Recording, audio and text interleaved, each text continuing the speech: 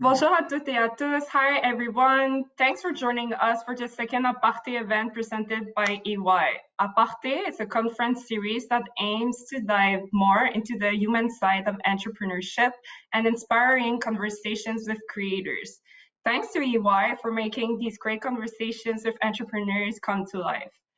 Today, we're happy to present a conversation with Ashkan Karbasfrooshan from Watchmojo, with Michael Bloom, Senior Manager at EY Private, on the subject of balance and entrepreneurship.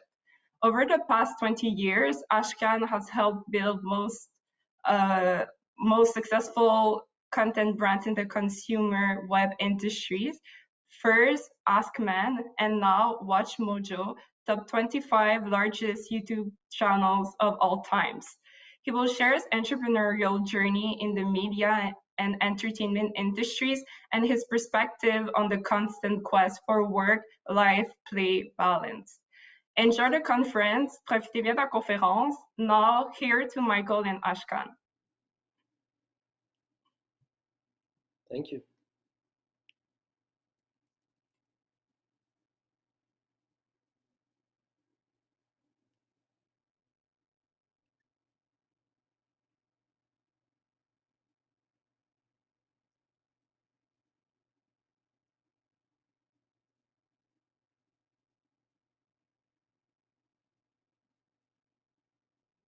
Yes, I cannot hear Michael. I could anticipate what his first question was going to be if you'd like me to answer that while we fix that, but you guys tell me.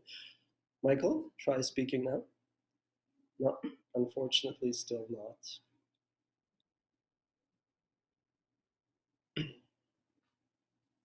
At the bottom. Hear me now? Yes, perfect. Good things come to those who wait. Sorry for that. So okay. So as I was trying to say here, so the theme today is balance, good versus evil, risk versus return, capitalism versus socialism. I guess some of your words, Ash. But before we get into all those details, maybe tell us a bit about yourself and how did you come to start Watchmojo? Sure. So in the context of balance, very briefly, I was given my last name. You may be wondering, I was born in Iran in 1978. 83, moved to Spain for a year, and 84 came to Canada. So my upbringing was very much Canadian, Western culture. Studied, grew up really into the humanities. I always tell entrepreneurs, like, it's not actually just about business or technology. Oftentimes when you want to solve problems and you want to bring people together to support a collective goal, I assure you, you will be using psychology, sociology, anthropology, and mainly history quite a bit. So when I went to university at Concordia's John Molson School of Business, I studied finance, and I really thought that I would pursue a career in investment banking. But you know, if you graduate in 1999 and the dot-com bubble bursts, the NASDAQ crashes, and that's followed icing on the cake with 9/11, the reality is Wall Street banks were not exactly lining up to hire Ashkan Karbasfrooshan, who graduated from Concordia University in Montreal. So as I was kind of sitting there, I was working for Royal Bank in customer service for Visa. It was a job I loved, but I wanted to move to Dominion Securities, which was like, you know, Canada's version of, you know, Goldman Sachs or Morgan Stanley. And I was doing such a good job in customer service that the bank didn't want to refer me. So one day, out of the blue, there was a company called Mama that reached out and said, we need somebody to help us in their accounting department. And no disrespect to you, Michael, but if you're a finance grad, being offered a job in the accounting department is not exactly what you envision doing, right? And so I actually spoke to my older brother, who at the time was a consultant. And I said, look, I really always wanted to do a couple years in a corporate landscape before figuring out if this internet thing is you know, going to last.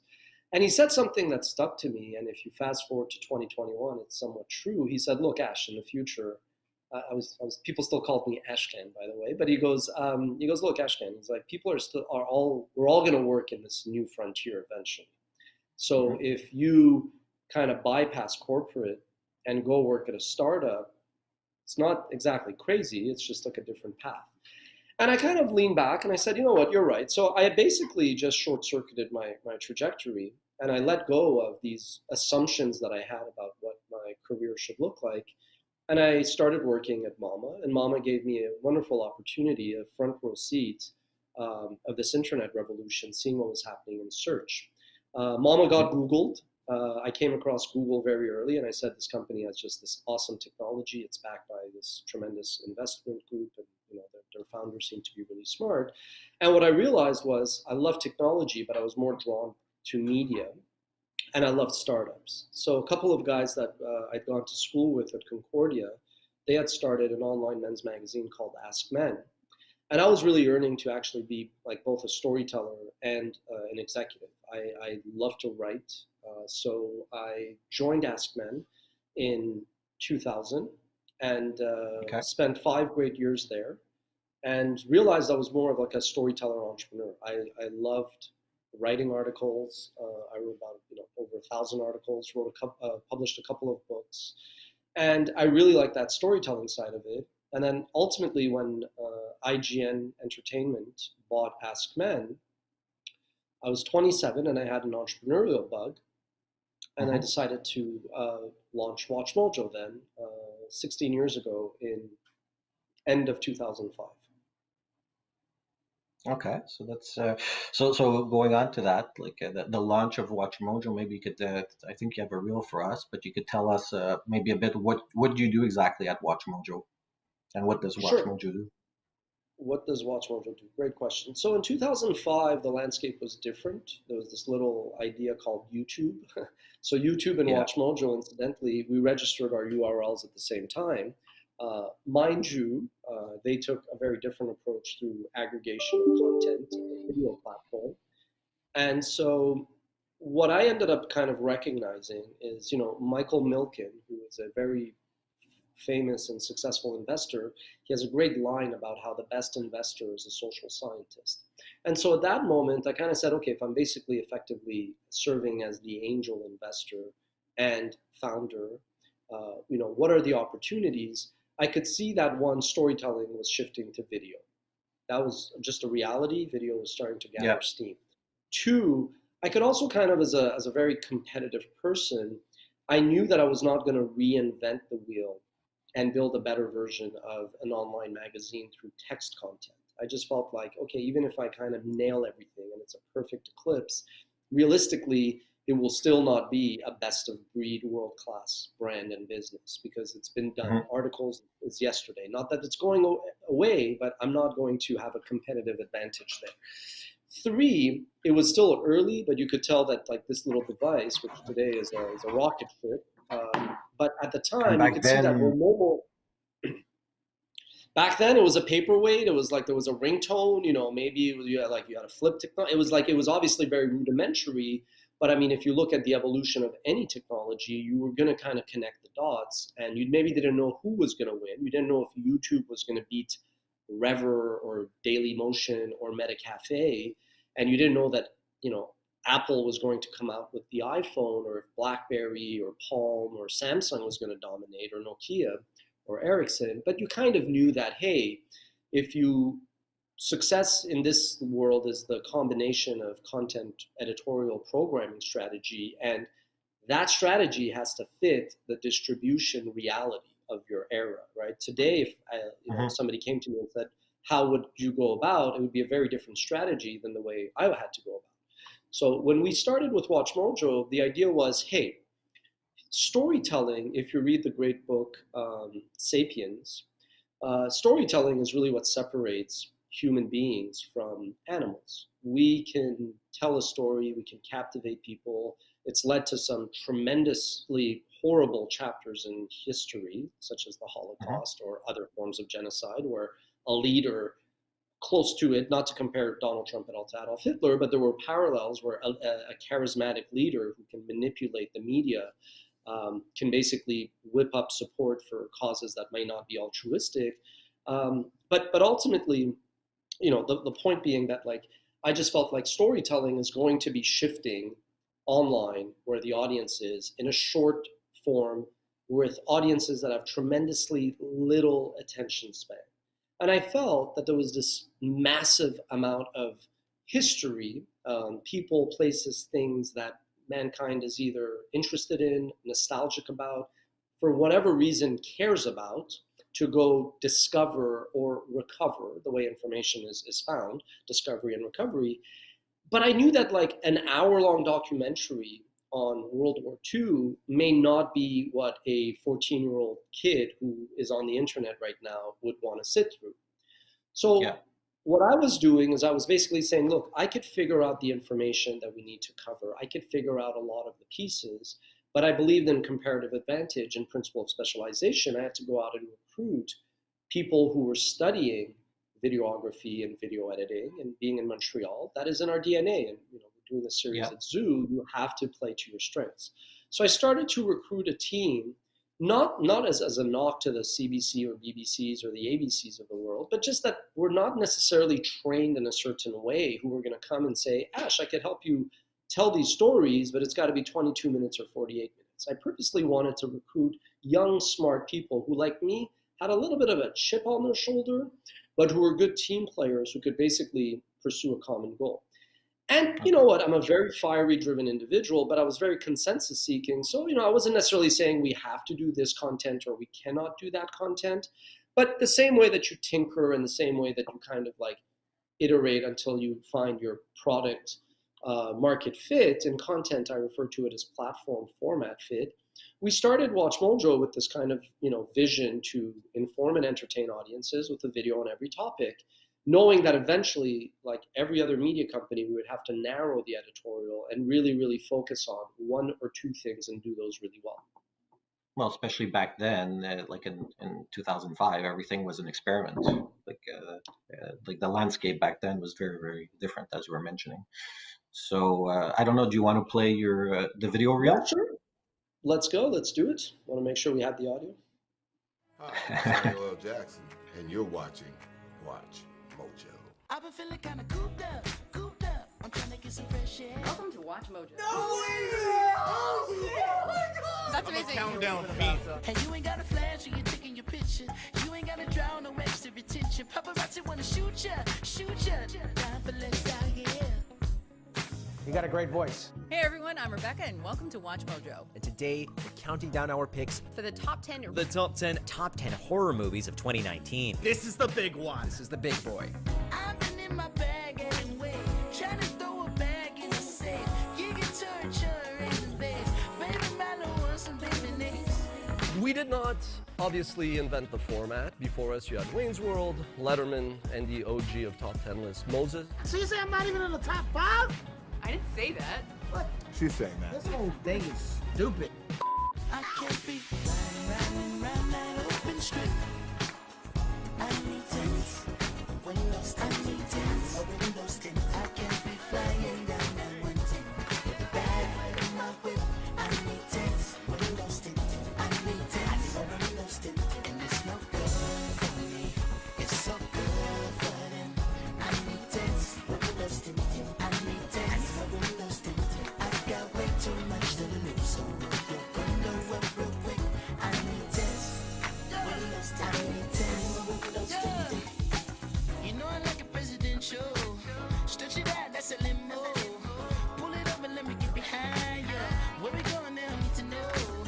Ghost riding in the phantom. Never see me coming. She wanna hold me like a ransom, but the money keep me running. And all I've been in my bag anyway, trying to throw a bag in the safe. You get to raising base. Baby, I don't want some baby names. Time for less out here. Do what I gotta do, bruh. Do, bruh. Get up in my rearview mirror. You have such a soothing voice, and at night sometimes I watch your videos. Not that they put me to sleep. So that's a fun little video recap of WatchMojo. Some impressive numbers, some impressive viewerships now.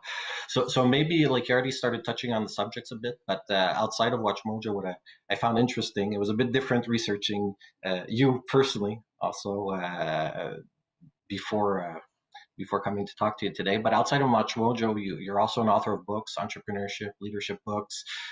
You're a producer. You wrote, I believe, 33 Lessons in Greatness, The Confessions of Alexander the Great. You have 10-year overnight success. You produce Fox in the Henhouse, a documentary, also an hour format, which is very different than your typical what you do at WatchMojo. It's a story a bit about balance as well, the theme of today. Also, it seems like a lot of maybe inspiration that you have about these books came from a very young age. Like your story about reading your encyclopedias in your home, that moved over from reading about history, the Holocaust, then after over to Alexander the Great, on which you theme the book. To see it feels like he's one of your heroes, and it feels like you have a unquenchable thirst for knowledge, like personally, just like on personal growth. And while I was reading this, it feels like you writing, it feels like this is a way of you giving back and getting that balance of learning and sharing back with the community. Maybe you could, maybe I'm totally offside here, but maybe you could give us some insight on how this all came out, you know? Sure.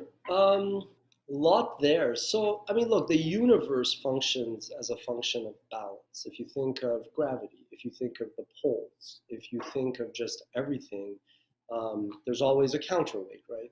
So balance, though, is not, I want to be very clear, balance is not something that you just are always in a state of zen and nirvana and kumbaya. You know, it's like this, it's this journey to a place you never reach. It's you're struggling based on your nature. Like if you think of Jean-Jacques Rousseau, you have nature. You're born and you have a certain, you know, internal DNA and a pedigree that whether you recognize it or not, eventually is kind of like simmering inside of you. And then depending on your trajectory, you then have nurture, you know, and then you have a certain upbringing, like education and experiences, good and bad, that you become every day the sum of, you become a reflection of everything that's happened to you. So like even you mentioned Alexander the Great. Alexander the Great is the most influential secular figure in history. I wouldn't say he's like a hero as much as he's a fascinating warning lesson of how your blind ambition could totally, get you to these tremendous heights that nobody before you might have experienced. But he died at 32, 1 month shy of his 33rd birthday, which is not exactly how he probably wanted to, head out, head off the stage. So it goes back to balance, right? That struggle to basically find like this medium between your ambition and your drive. But in now, if you have to bring that forward to like the 21st century, you know, the reality is, especially in Western cultures, we do live in like rather materialistic, you know, societies where some of us are driven more by, you know, wanting power or wanting, you know, money. Others are driven just by accomplishment and success. Others, it's just by respect and credibility and whatnot. So I think the key that I want to emphasize is, yeah, totally. Like if you want to be successful, you know, why was Google so successful at the internet? Because they were scouring the internet and then they were sending traffic out to other websites. And there was this weird contrarian thought that by sending traffic away, maybe over time we will aggregate more traffic, right? Instead of a walled garden where you just keep everything inside. And then, so we talk a little bit about balance, we talk about nature and nurture. And then the other one that people don't talk about, you know, 15 years ago when I started WatchMojo, a lot of investors did not want to invest in WatchMojo just because they were not comfortable with content. They did not necessarily feel like that content was, you know, defensible. It was not intellectual property the way that they viewed intellectual property. But mainly they didn't like content because they didn't think it would scale the way technology scales. It's fine, water under the bridge. There was still a lot who did want to invest. But the main, I think, thorny conflict when I would have discussions with them is I was emphasizing everything that now even the biggest, most hardcore capitalist is embracing, which is, yes, you do need to be driven by something other than profit. Profit is great because it gives you stability, foundation, strength, and independence, but you need to be driven by principles and purpose. I was saying that, they would roll their eyes, which was fine. They were in the business of managing capital. It needed a little bit of a long-term vision to buy into that. Call it a 15-year vision. It's fine. Then I felt like, you know, you could not, in clear conscience, build an organization that was ultimately a for-profit endeavor and only care about the stakeholder, that is, the shareholder. I sincerely believe that if you prioritize your clients and you prioritize your employees and you prioritize the community that you serve, then you will create value. And then as a shareholder, you will get tremendous benefits. This was madness to people then. Today, it's basically the foundations of conscious capitalism, inclusive capitalism, progressive capitalism. It's all semantics around this concept of just a greater good, a greater calling. So when I would talk to investors, they just didn't really love that like Ash is not here to just serve our needs as an investor, which takes me to the next pillar, which is this concept of servant leadership. Servant leadership is nothing radically crazy. It's just basically not putting your self-interest atop the pyramid, you know, the hierarchy of needs and wants. Servant leadership just means like, hey, if you like to cook, you want to make sure that your family is fed and your guests are having a good time before you sit down at the table. You know what I mean? But like in the business setting, it means that your clients are safe and your clients are happy, your employees are safe before you ask, well, what's in it for me, right? So 15 years ago, when I was kind of, for lack of a better word, preaching this stuff, or just saying this is my position, agree or disagree, it's fine. We could either partner or go our separate ways. It was a bit weird, right? So to answer your question specifically, I am effectively capturing, summarizing, and WatchMojo is a curation. As we give you the top 10 best movies to watch this year, we're summarizing, we're curating what's out there. I'm basically just distilling everything that I've learned and everything that's helped me be successful. And I've had my share of failures. Michael Jordan says I succeed every day because I fail every day. You know, I would order different food from what I just ate. I would put on different shoes. You know what I mean? Like there's a lot that we do differently from our lessons. And I think we're kind of conditioning people to be very stoic, to be like, well, if I had to do everything all over again, I would never do anything differently. I'm like, really? You would do nothing differently? I wouldn't trade anything to be where I am sitting here right now. I love it. It's a beautiful room. I'm talking to you about a topic I enjoy. But even though that is a sum of every decision that I've made, it still is a bit like lacking, you know, candor to say that, well, like, why wouldn't you learn from the mistakes of others? And so that's why I distill history, and that's why I distill, I like to read a lot and just kind of pack it into, hey, here's a condensed version for you, right? So I feel like in the next decade, if we were to sit here in 2031, we're going to be talking a lot about things like psychology, like talking about communication, talking about sociology, talking about history.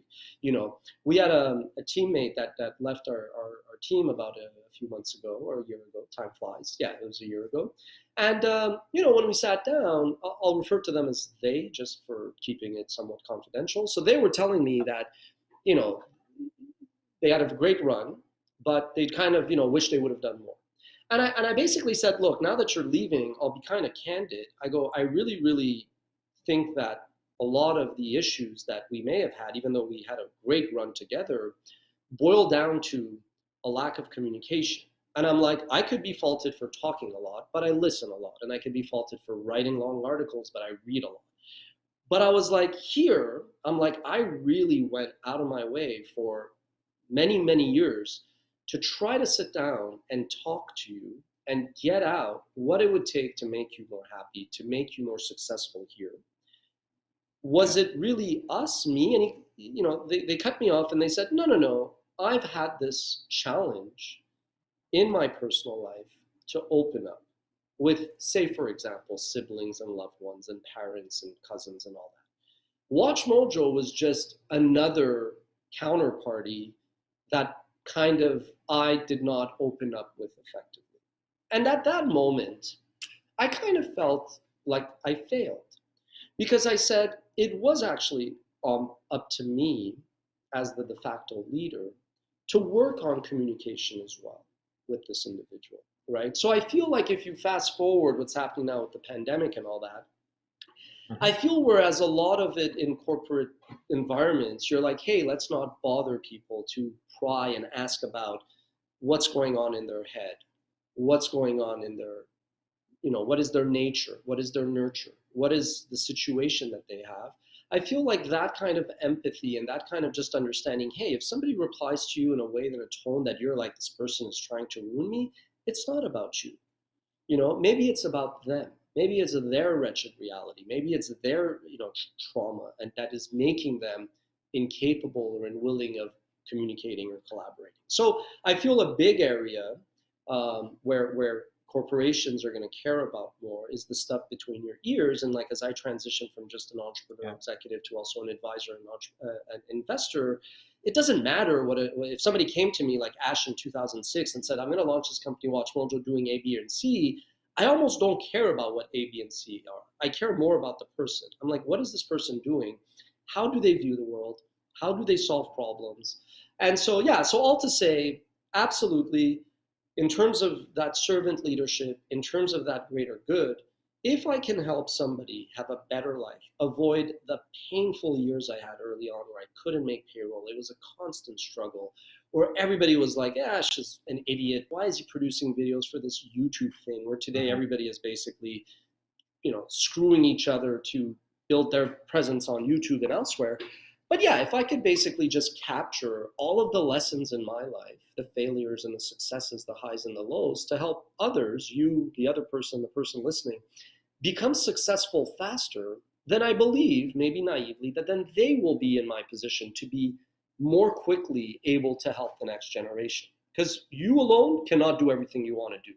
It's like that proverb. That's if you want to go fast, go alone. If you want to go far, go together. Okay, great. Yeah, that makes sense.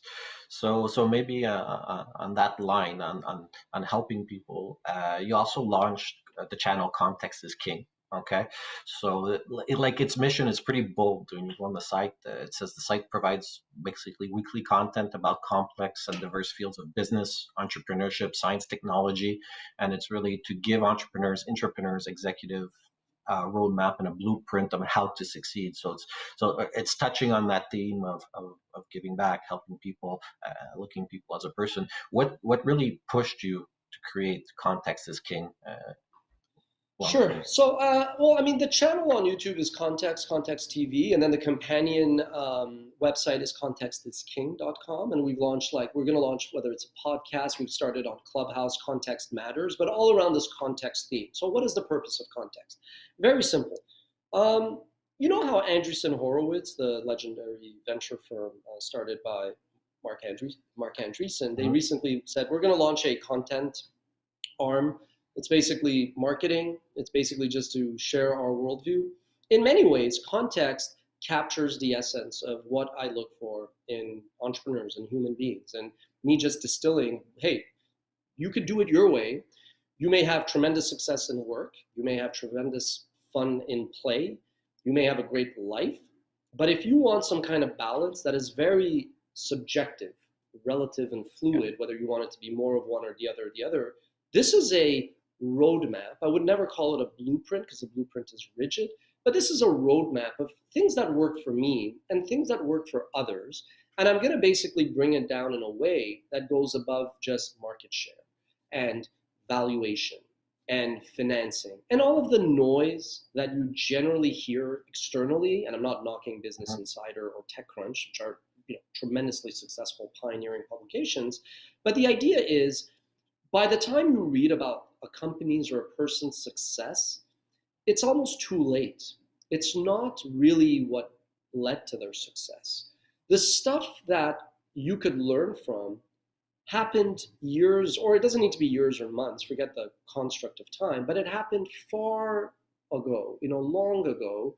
And that never necessarily gets out there for you to extract and apply to your reality.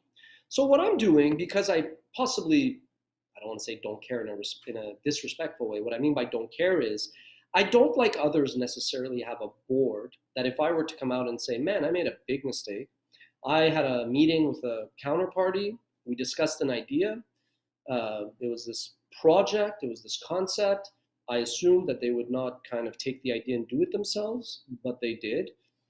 We now have to decide, was it an idea that maybe is gone, or was it a project, and should we send them a letter that we're going to chase them, but it was a mistake the way that I trusted them. And I'm going to open up about it because I feel there's a lesson for you. No sane executive will admit that because they're afraid that somebody's going to come and second guess them and second judge them and say, well, maybe you should not be the CEO because you demonstrated poor judgment. So I'm a bit more willing to open up and say, my God, here's the top 10 mistakes I've done this morning already. You know what I mean? And context, because I have a thick skin, but because I go, look, if the people that didn't believe in me 10 years ago, they may think I'm foolish for opening up, but if they were not supporting me then, I almost don't want their support, and I shouldn't care about it. But we are all driven by insecurities. So, what are those and how do those manifest? And then as an entrepreneur, the reality is, let's be candid here. Entrepreneurship, let's go back 100 years ago. 100 years ago, you all of a sudden started to have the discipline of management, right? Before that, you would have studied some other field, and you would then gravitate towards business, because in business, it was like concern, and you needed to kind of understand revenues and losses and assets. And then eventually you had the discipline of management, and then you had all these schools prop up, the management school at McGill or the John Molson School of Business and Harvard and et cetera, et cetera. And then over the 20th century, management became a field that you go into, and then, you could argue, well, is an MBA worth it or not? But it became an actual discipline.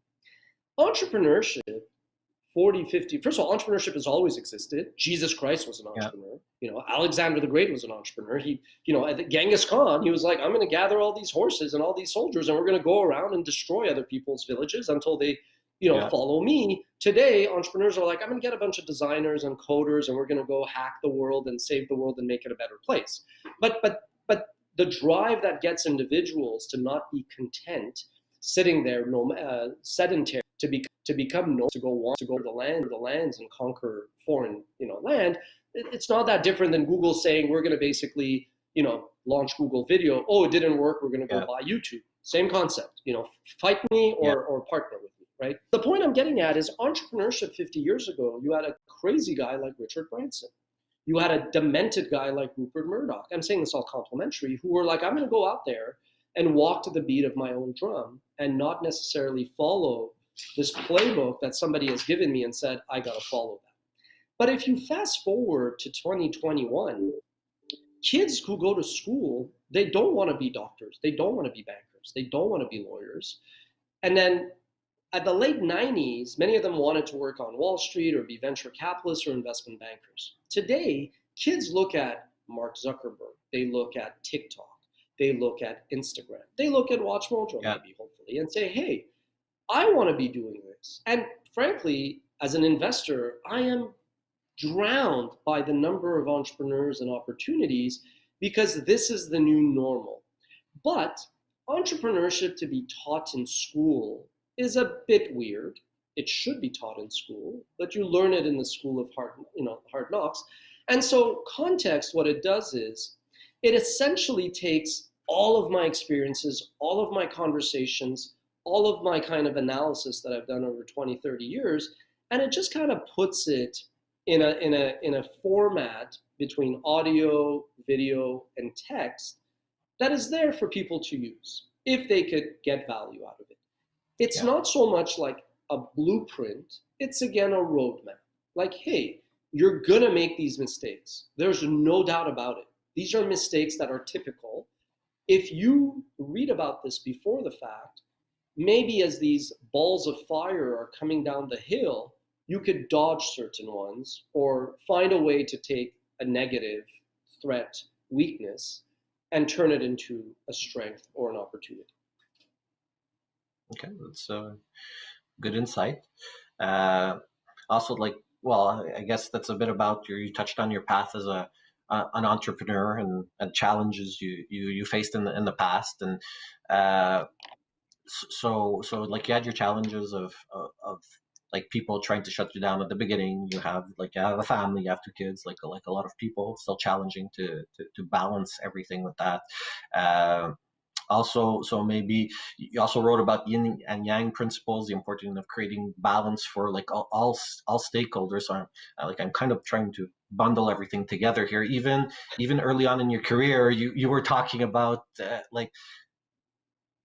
as a principled person, that you had some people that challenged your principles, and you couldn't necessarily feel that you could push or share your principles of creating balance for all stakeholders here in your life. So maybe talk about some challenges you faced, and maybe that's one, trying to create balances to your stakeholders. And now, because as an entrepreneur, you can actually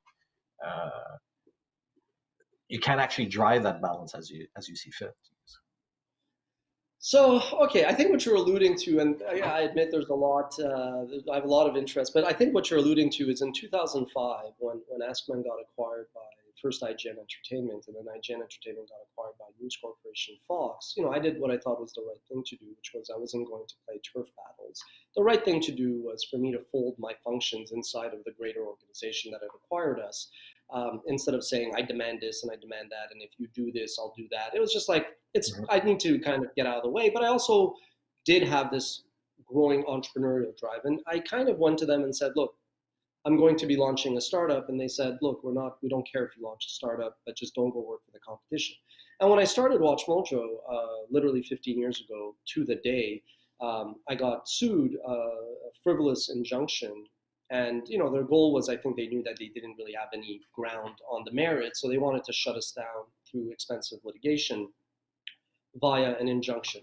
And, I'm a good student. I like to debate. I probably would have pursued law if O.J. Simpson would not have made me hate law for a while as a teenager. And so, seriously, the O.J. trial made me go a different route. And so when I was speaking to lawyers, they basically were like, look, you would probably prevail at the merits. You have a good argument, but their goal is to outspend you. And I felt it was a very, very crass, it was like a very cheap tactic by them. I had not made that much money, so it wasn't like, I had to choose between just taking whatever money I had to pay to lawyers to defend me, and then I'd be out of money. And I kind of left them alone. So I did feel it was really cheap. Now, I again forgive, but I don't forget. So the lesson is not for me to poop on anybody. It's like, it was their insecurities and their, lack of, empathy that led to it. But tremendous lessons. And again, I'm a firm believer in everything happens for a reason. What are those reasons? Let's get into it. One, what I realized was sometimes you really have to just not get emotional about things. If I would have gotten emotional, I probably would have killed myself, whatever. I ended up just going and studying injunctions for 48 hours, and then I went to court and I destroyed them, like annihilated them. And so what that did was it gave me so much confidence in in future possible litigation. I was basically staring at like the then president of the Bar Association, who's now a judge, and frankly, I mean, we had a good case, right? I mean, I was a layman. That I could beat such a tremendous lawyer had more to do with the merits being on our side, but also me being willing to study. So the first thing I learned is don't be afraid of the law. And as an entrepreneur, people are going to use the law sometimes, sure, if you do something wrong, but if you didn't do something wrong, because maybe it's intimidation. So you have to be able, if you want to be an entrepreneur, it's not like Alice in Wonderland. It's hand-to-hand combat every day, people fighting for the spoils. And if you don't have that in you, it's going to be hard because entrepreneurship is hard. Nobody owes you anything. Nobody owes me anything. You have to fight for it. Two, what I really realize is like people always complain about the law is this, and it's not. The legal forum, it actually makes sense. It's not perfect. Lawyers are not necessarily, there's good and bad of everything. If you say all lawyers are bad, it's as ridiculous as saying all Iranian Muslims are bad. It's not right. It doesn't make sense. There's good lawyers, there's bad lawyers, there's ethical and unethical people.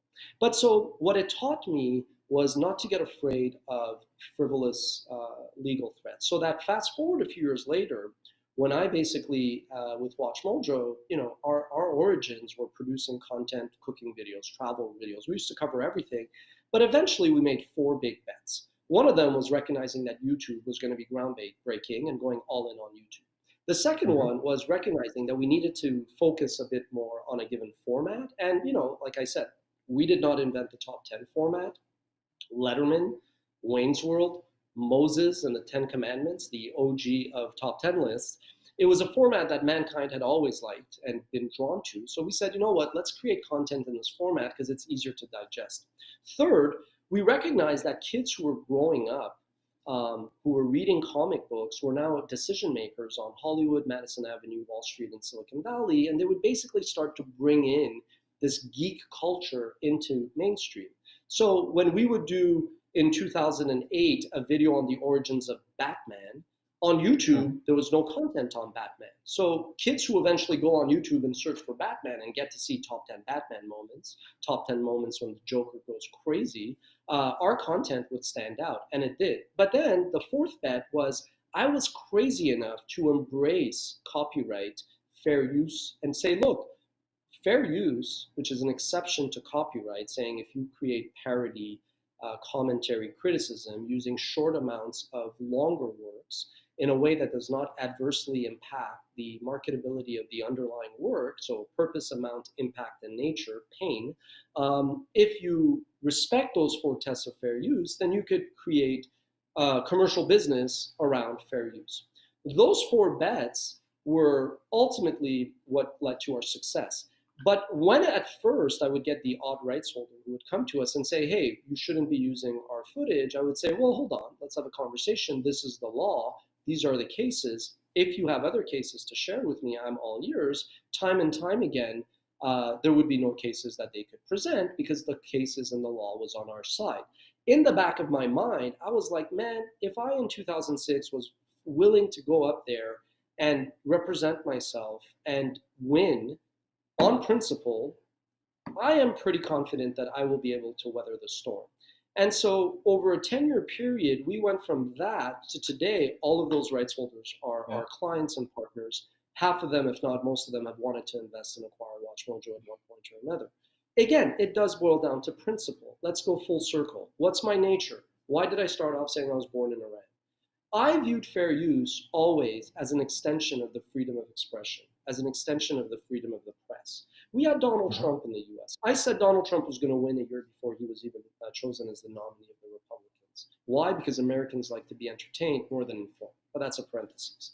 But let's say Donald Trump gets reelected, and he goes now to Disney and says, hey, Mickey, if you don't produce basically a propaganda that says Donald Trump is the greatest human being in the history of life, we're going to basically shut you down.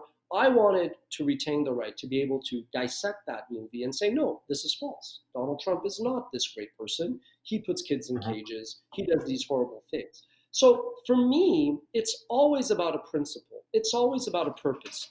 I would say the key is with in 2005, because I was being sued by News Corporation, which is Rupert Murdoch, I had to, like David and Goliath, I had to use the weapons that they were pointing at me and turning them against them. If I would have let my emotions get the better of me, ergo, if I lacked balance, and gone overwhelmingly and said Rupert Murdoch is this and defamed anybody, I would have lost. So I still had to come up with a counterforce that was within the limitations of, like, let's say, the rules of engagement. In the 2010s, if I would have gone out and responded with overwhelming counterforce against the rights holders, the movie studios and the record labels, who were attacking us frivolously, they would have maybe let their emotions get out of their way, get out of control, and come to us with just litigation to weaken. But I held my cool, and I was always a statesman and saying, look, I believe the facts are on our side. I believe we are not doing anything wrong. I come to you respectfully to say, correct me if you have cases. And they would back down because they were like, this kid knows this stuff and he's not like going out there and saying stupidities either. What is interesting is I see as I evolve, WatchMojo being bigger, we cannot lack awareness, balance. On YouTube, I tell my team, we're the scrappy unknown startup nobody's heard of. We got to keep working hard. We got to be humble. Clearly, that's not the case. We reach 150 million people in 150 countries. You, by coincidence, happen to know our files extensively well. We're clearly not an unknown startup that's starting. We're an established business, but we still conduct ourselves like we have everything to prove. But what I understand, though, is we now find ourselves in a situation where, holy moly, we are now the one that is not necessarily being hunted. But when people basically kind of do things that are in bad faith, or when people, let's say, lie and steal, whether it's an employee, whether it's a partner that acts in unfair competition, I realize the irony of going, wow, we're now the hunter. If somebody crosses us, Ash the individual is #blessed. I am good. I have no problem.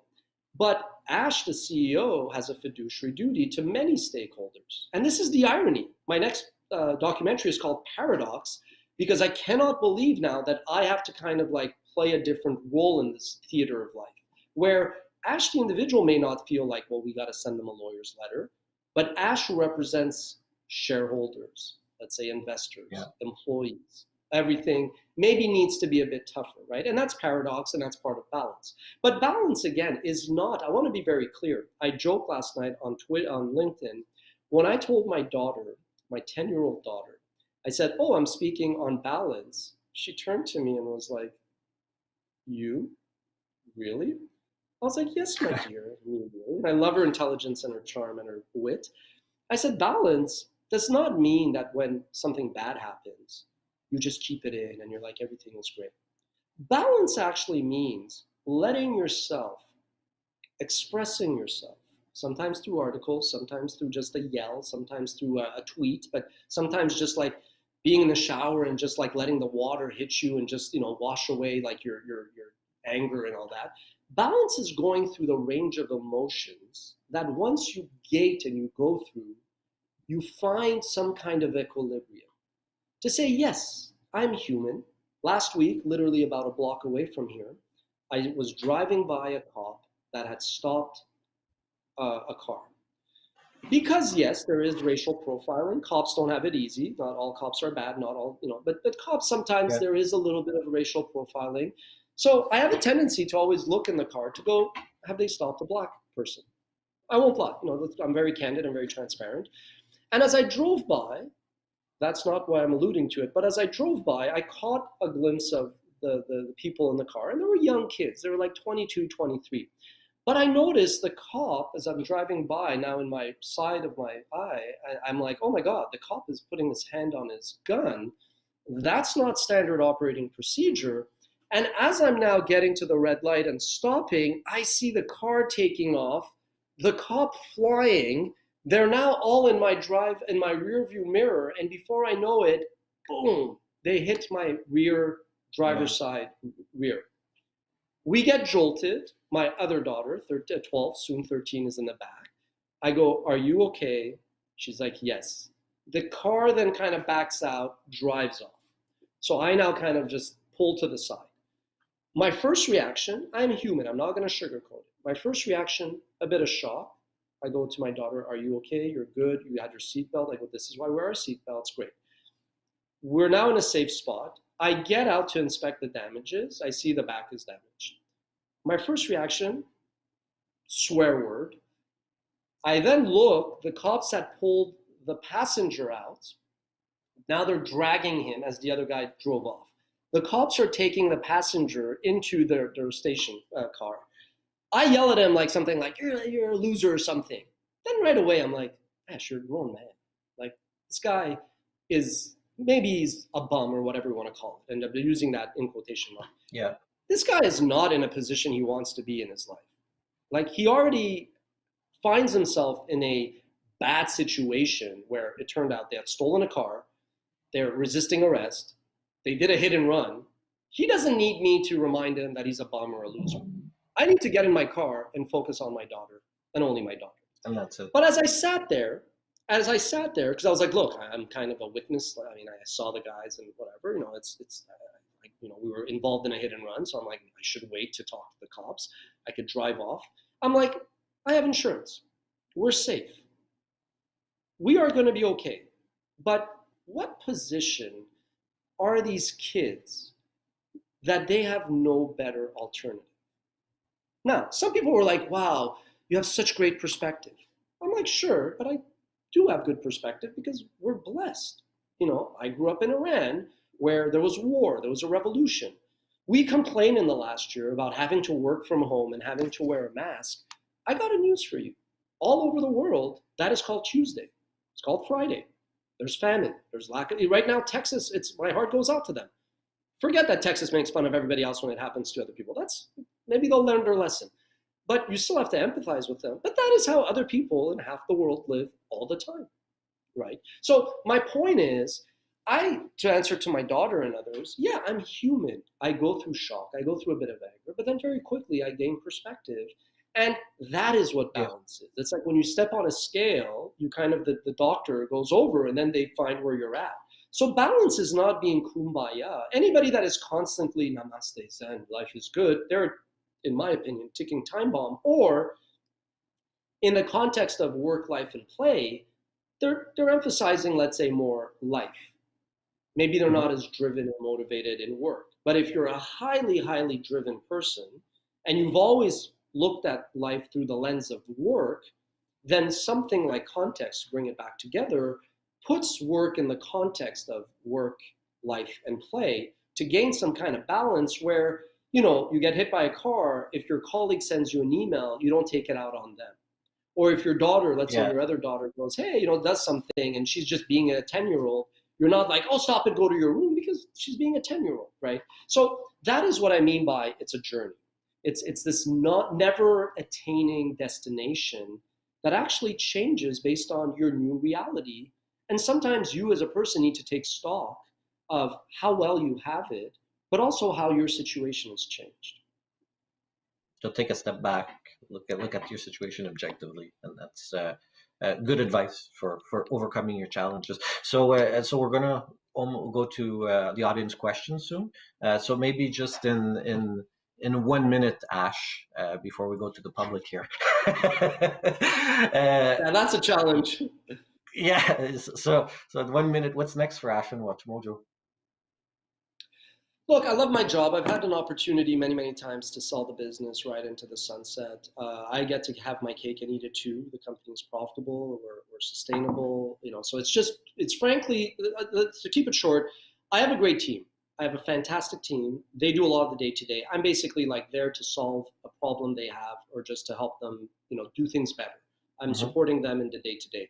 It's really giving back in other ways, helping other entrepreneurs. I want to get more involved in policy. Like we need to create, for example, more jobs, better education for more young people so that they don't end up like those kids in the car that end up making a profoundly horrible mistake of resisting arrest, stealing a car, doing a hit and run. Like if I could help a kid a week avoid that fate, I'm good. The rest is great. Good. Fantastic. So let's go to a question that we have from the public.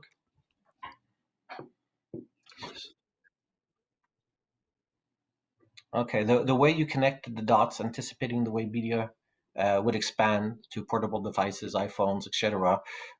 When you started work at WatchMojo was impressive, so a compliment. Today, in the middle of the pandemic, would you invest time, money, energy in a venture in the physical world, or you believe that definitely entering that we're definitely entering deeply in a digital era? The best investor is a social scientist, so you want to be greedy when others are fearful and fearful when others are greedy. Now is the time to actually invest in things like that at the right price, the right project, and the right team, because human beings, go back to anthropology, we don't want to be alone. We've always, for millennia, we've always drawn to community. That will not change. And also, there's fear of missing out. Right now, little Joey is working at home in his pajamas. He's happy. He's living the life again because the alternative is this. But next time when he's being left out of discussions and left out of meetings, he'll say, wait, I don't want to be working from home. So throughout history, there's always overshoot, and then there's a regression to the mean. So I actually think that if you take into consideration how the pandemic will accelerate trends that would have happened anyway, I feel the right physical projects make a ton of sense. What I would not do are, so again, the answer is always it depends. What I would steer clear of are the projects that almost pretend like the pandemic did not happen. So things that accelerate the trends of the pandemic, but take into account, if you zoom out timeline of history, that mankind's always been into community, gatherings, psychologically doesn't want to be left out. Yeah, so the answer is it depends, but absolutely just have to, pick the right people and learn from history. Gonna fall back. Tell us about a failure that was a great learning point in your career. I have so many failures that I don't know, but I thought that would come up, so I'll tell you one. I wouldn't call it a failure, but a lesson. So something I regret, but I had to go through it because I was always too, people that don't know me are going to say, did he really say this? I'm too unselfish. I never really think of like, hey, I want to do this, let's do it. I'm always like making sure everybody around me. A few years ago, I hired a lot of people. Like we doubled the team and we really reinvested in a lot of projects. And I really, really didn't do anything that I wanted to do. Like I really just basically poured a lot of that money into things that others really wanted to do and things that were creating jobs for others. And I really just shelved a lot of like personal projects that I probably left to my own devices, wanted to and should have done. And look, I'll be honest, other people took some of those projects that I was discussing and didn't do them with me. So it was like a double whammy where we invested a lot, hired a lot of people. Some of them worked, some of them didn't. And in hindsight, I should have understood that, hey, you have a great team. You're here because of your great team and because overall you've been an unselfish person. But you should really start to prioritize things that you really want to do instead of always thinking of, hey, everybody, I not to brag, I'm a pretty good soccer player. I'm a tremendous striker. I put the ball in the net. Some people are good starters, some people are good closers. I have a team. We have a lot. It takes a team effort. A striker, you don't score if you don't have an awesome team. I realized like, hey, man, I should really, really stop de-emphasizing what I want to do and not necessarily like the floor's open. Anybody can talk. If I'm driving off a cliff, tell me to stop. If you have a better idea, I'm very collaborative. And that's the key. I don't change my principles, but I've changed my tactics now. So now I'm a bit more like normal, where I'm like, yeah, no, I don't, that's great for you. You do that, but I'm not going to take this pile of cash and give it to you for you to burn it and not show any results. So basically, keep true to your focus and what's true to you. Like get your top, maybe not a top 10 like WatchMojo, but top 3. Yeah, don't assume that. Look, I would just, this is a bit harsh, but people need to hear it. Don't assume that people share your principles, but don't also assume people share your drive. People don't necessarily have, and when I say ones. You can't assume that people have the same drive, the same ability to execute, to close. There's a lot of people that are sometimes lazy. There's people that just don't really put in the hard work. And that's not your fault. The same way that like your success is not your doing only, your failure is not your doing only, but sometimes some people that are not happy with where they are in their life, it's not you, it is them. And so you have to be okay with that. But I see we have another question. Yeah, no, absolutely. Well, actually, maybe you could read it. I can't see it. It's too blurry. Maybe my bandwidth dropped too much. So,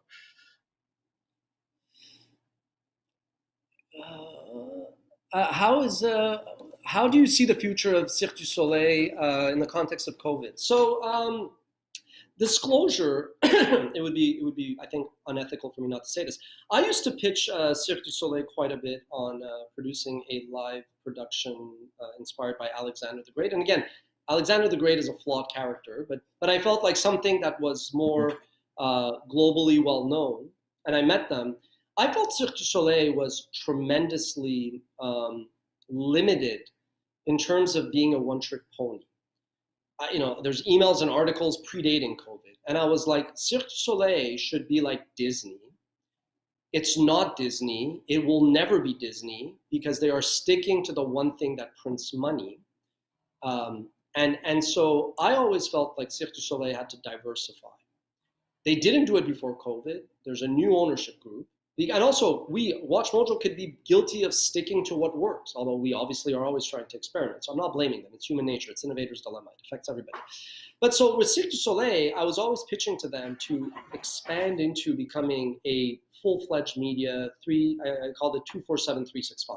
Not just like, ooh, I'm going to go see a Cirque du Soleil show one time in Montreal or when I'm in Vegas. Like to really build programming, to build content.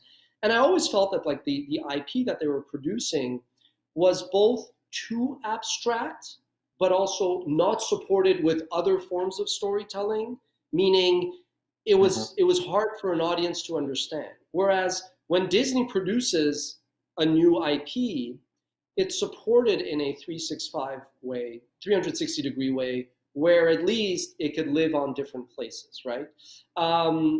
So Serge, now I see the name, Serge, of course. Wow, blast from the past. Sorry. It was blurry. I couldn't see that. I remember Serge very well. Serge was actually, I met him on a very interesting project years ago. In any case, so what I would hope is that basically live entertainment will come back. But the problem is it's obviously not going to come back like 9/11 where it just builds up the day after and progressively. Some people are psychologically not going to be comfortable being outdoors, et cetera, et cetera. But I would like to see Cirque du Soleil just evolve into more of a diversified media company. And even if they don't listen to any of my ideas, nobody ever listens to me. That's fine. That's why WatchMojo was successful, because it was maybe one of the few ideas people didn't rip off from me. Yeah. So one last question asked from Diane.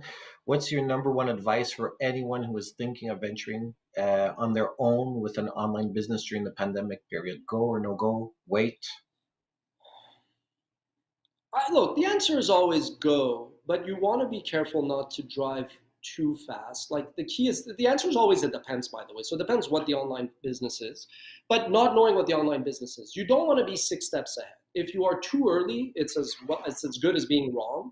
So you want to be 1 step ahead, maximum 2 steps ahead of consumer behavior, right? WatchMojo, I'll wrap it up with this, was in the 3rd wave of content producers. And there's a ton of articles on contextisking.com about that. WatchMojo, if we would have been same tactics, same team in the 1st wave in the late 90s or in the 2nd wave in the early 2000s, I would not be sitting here. It's because we were just a little bit early, so we kind of timed it well. And success is vision, ambition, execution, persistence, luck timing, focus, and resiliency. So when it comes to timing, it depends what your business is. If it was like a little bit early, go for it. If it's super like 8 steps early, maybe slow down a bit. And if it's a business that no longer makes sense because of COVID, then don't do it. If you're entrepreneurial, it's a means to an end. Come up with another concept. Okay, great. Well, so I guess that ends the session or the luncheon today. So thank you very much, Josh. And have a great afternoon, everybody. Thanks for joining. It was a pleasure. I hope the audience enjoyed it. Thank you. Thank you.